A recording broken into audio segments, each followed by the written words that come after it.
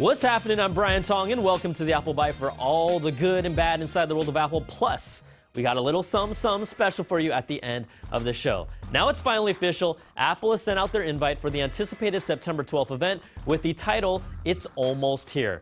Now, I'm still trying to decode what this flyer means. Like, I see the 12, I get that. All reports indicate this will be an iPhone event, but there's this weird shadow that kind of looks like it's shaped like a 5. But I'm pretty stuck after that. Oh well. Now, the big question is, what can we expect from Apple's event? And really, this iPhone might be Apple's worst kept secret of all time. Repair site iRescue has been collecting all the parts of the puzzle and recently posted close-up photos between the purported iPhone 5 and the 4S, showing a clear difference in the thickness between the two. Now, the 4S was sandwiched between two pieces of glass, which made dropping it a disaster, but it looks like the Big A learned from their mistakes with the new iPhone 5 form factor that has removed the backside glass plate completely. Now, the front side glass even looks thinner with this picture as well. Also, more things that we won't be surprised about, Chinese website Vigu.com posted a video of the alleged next-gen iPhone with the same boot screen as the current iPhone. Also, iRescue has popped in the new battery into a rear shell piece that's slightly half an inch taller and the same thickness as the previous version. Would you guys believe it? A taller battery for a taller iPhone. Amazing. Now, we pretty much know all about the hardware on this phone with its two-tone design, the bigger screen, 4G LTE, faster processor, slimmer body, and smaller dock. But the real surprises I'm waiting for are what new features will the new hardware take advantage of, because it's just gotta be more than iOS 6.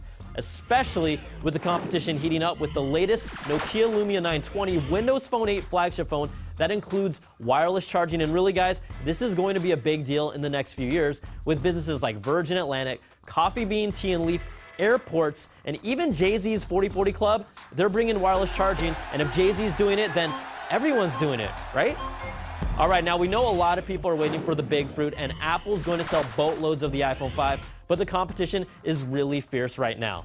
Now, another thing that could turn off some longtime Apple users, according to iLounge, Apple will be the exclusive distributor for adapters for Apple's smaller dot connector, a feature that half of you love and half of you hate, but let's be honest, both of you are still probably buying an iPhone. The report says the adapters will come in both a 1-pack for $10 and a 3-pack for $29. You guys, if you get a 3-pack, you'll save 33 cents on each adapter.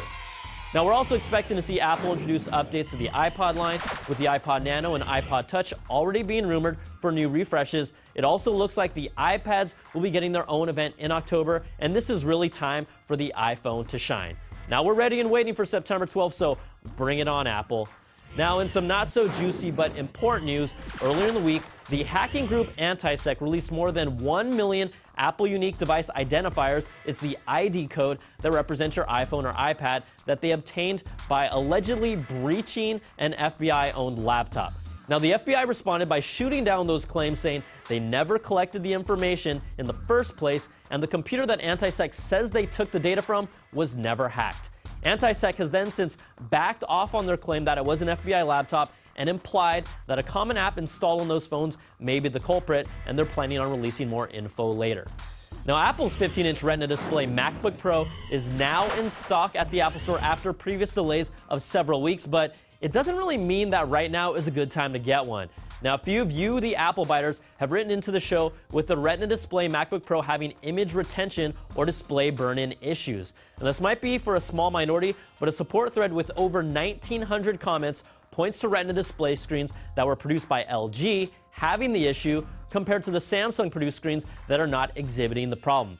This is not something we're just trying to blow up, but let us know if you're having the same issues. Now, we know the Retina display MacBook Pro is a first-generation product, and it's not the first time Apple has had issues with first-gen stuff, so just know what you might be getting yourself into. Now, we're talking a whole lot of iPhone because really, that's what everyone is hyped up about right now. And on Twitter, I asked you, the Apple biters, to tell me, what do you think they should call the new iPhone after Apple's flyer points strongly to being called the iPhone 5, even if this factory photo shows a lady with packaging that says the new iPhone, or maybe there will be 5 new things about the new iPhone. Okay, who cares? Here are some of the best responses. Jimena S., who likes to go by Happy Bunny 87 and likes to eat carrots, called it the I finally came out. Greg West called it the I bet you'll buy me 5, which was really hard to read. Now, Rocker Chick is still on board with the iPhone for SJ, which is sentimental, nice. Now, Mike Guttergen says, how about the eye leaked? You should go see a doctor to get that checked out, Mike. Now, Jessica Yo tweeted, I5 simply because it rhymes with high five. LOL.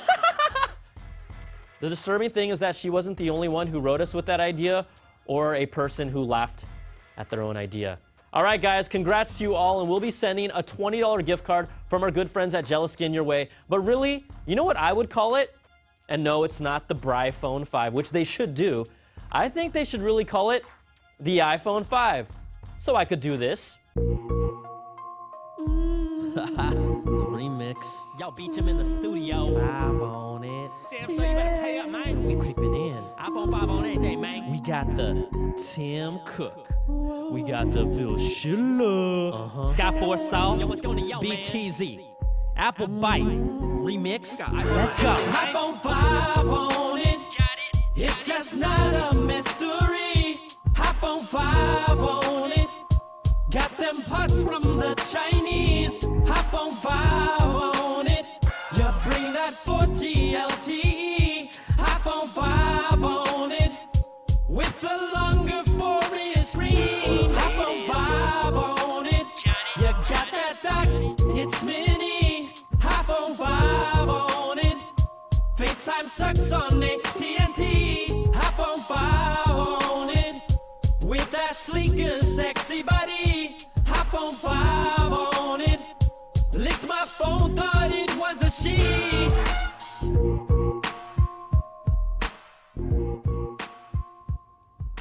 That's right. Swag.